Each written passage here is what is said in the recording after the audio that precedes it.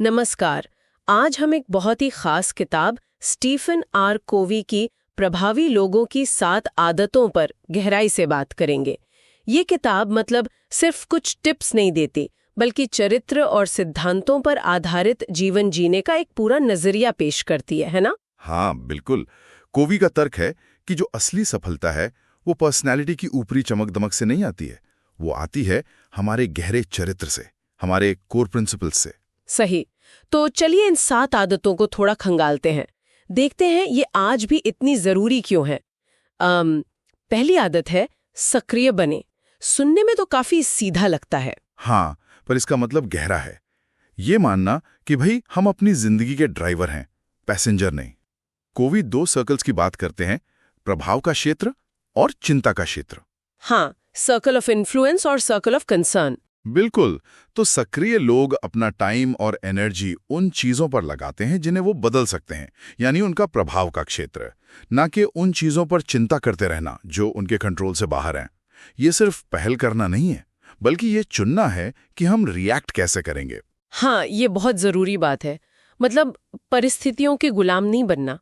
खैर, दूसरी आदत पर आते हैं, अंत को ध्यान में रखकर शुरू करें। इसका क्या मतलब हुआ? क्या ये सिर्फ गोल सेटिंग है? ये उससे थोड़ा ज्यादा है।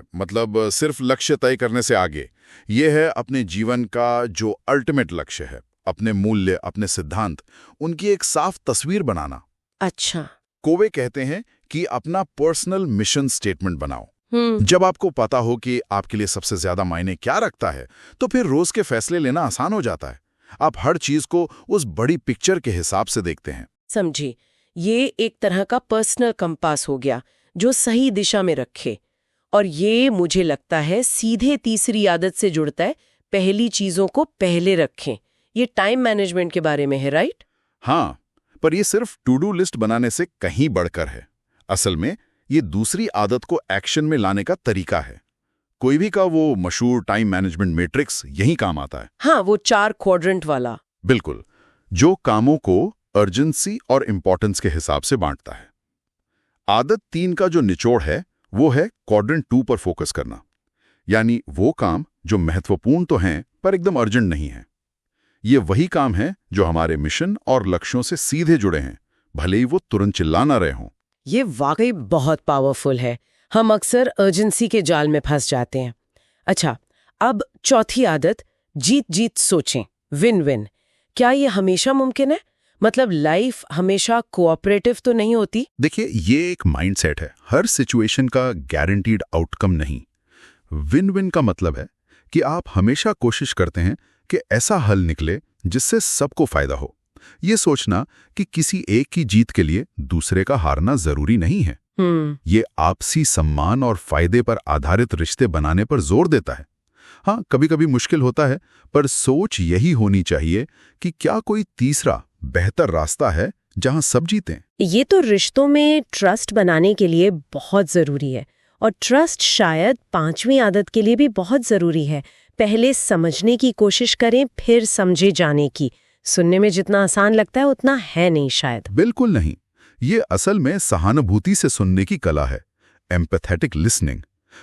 सिर्फ जवाब देने के लिए नहीं सुनना, बल्कि सच में दूसरे इंसान का नजरिया, उसकी फीलिंग्स, उसकी जरूरतें समझने के लिए सुनना। हाँ। जब लोगों को लगता है कि हाँ, मुझे समझा गया है, तभी वो आपकी बात सुनने को तैयार होते हैं। ये गहरे कम्युनिकेशन और मजबूत रिश्तों की चाबी है। ज्यादातर झगड़े तो मिसअंडरस्टैंडिंग से ही होते हैं। सही बात है। हम अक्सर अपनी बात कहने की जल्दी में रहते हैं। अच्छा, छठी आदत है तालमेल बिठाएं, सिनर्जाइज। ये टीम वर्क जैसा कुछ है। ये टीम वर्क से भी ज्यादा है। ये है क्रिएटिव कोऑपरेशन। सिनर्जाइज का मतलब है कि 1+1 3 या उससे भी ज्यादा हो सकता है। जब लोग अपने मतभेदों की इज्जत करते हैं, उन्हें यूज करते हैं, तो वो मिलकर ऐसे सॉल्यूशन निकाल सकते हैं जो कोई अकेला सोच भी नहीं सकता था। अच्छा, ये डाइवर्सिटी को एक ताकत मानने और नए बेहतर रास्ते बनाने के बारे में है। यानी डिफरेंसेस को प्रॉब्लम नहीं बल्कि अपॉर्चुनिटी समझना। और आखिर में 7वीं आदत, आरी तेज करें, शार्पन द सॉ। ये क्या है? ब्रेक लेना। ये सिर्फ ब्रेक लेना नहीं है, बल्कि खुद को लगातार सिस्टमैटिक तरीके से रिन्यू करना है। कोई 4 डायमेंशंस की बात करते हैं। फिजिकल, जैसे एक्सरसाइज, अच्छा खाना, आराम। मेंटल, पढ़ना, सीखना, प्लान करना। सोशल इमोशनल, रिश्ते बनाना, दूसरों की मदद करना, और स्पिरिचुअल, अपने वैल्यूज को समझना, मेडिटेशन।